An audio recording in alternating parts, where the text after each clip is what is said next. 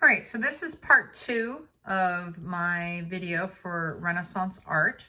So the picture you see here on the left, this one here that has the dominant gold, this particular painting was done of the mother and child. So when you see Madonna and child, they mean Mary, and the child is Jesus Christ.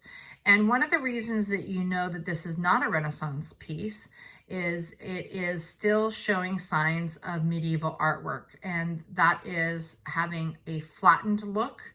They're doing their very best to make the fabric look wrinkled, but the fact that they're doing all these gold lines, especially down on the knees, the gold and the blue, indicates that they still have not mastered the techniques of Renaissance art. The next one is more like a typical Renaissance painting. This is also Madonna and child, but you notice that Jesus looks a little bit more like a baby than in the very first one. He looks like an adult male that's just miniature.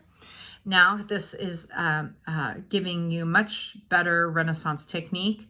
The hands look more realistic, and that's what you're going to be doing for the art, is drawing a hand. We'll go up to a few others.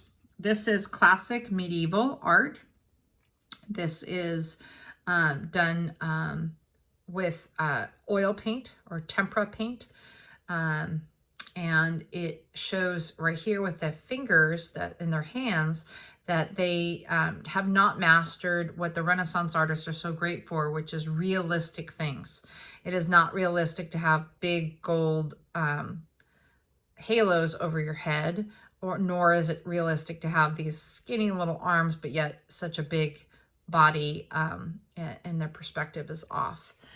This, though, starts to go into some of those new vocabulary words you've looked at. So this is showing perspective, and it's also showing that triangular.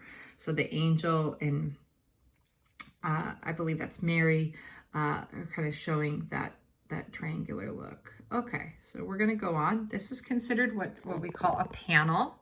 So it's a story with 3 parts.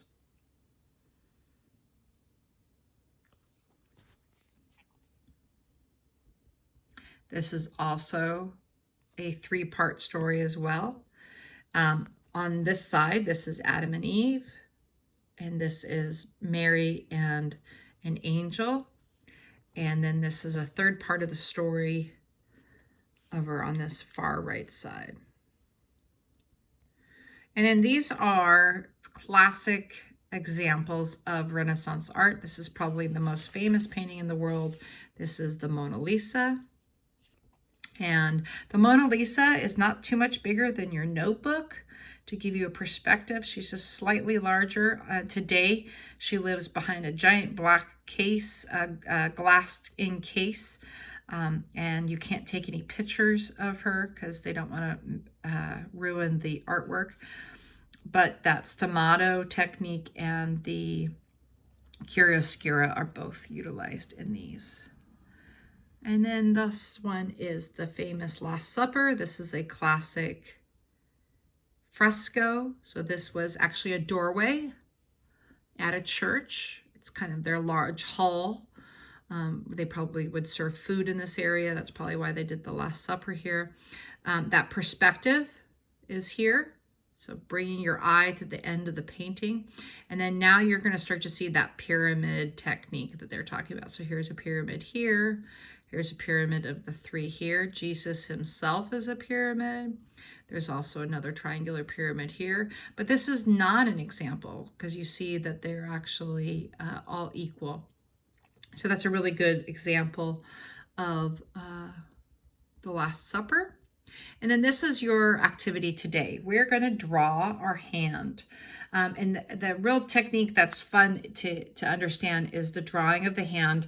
You know, look at Miss Sink's hand. I have little wrinkles. I have little lines. I have things that look like crisscrosses in my hand. So that's what I'm going to draw with you today. A couple fun things to learn about our human body. This is the Vitruvian Man. And one of the fun things is if you go ahead and take your arms and put them all the way out to the right and left. From fingertip to fingertip, so from middle finger to middle finger is the height from your head to your toes.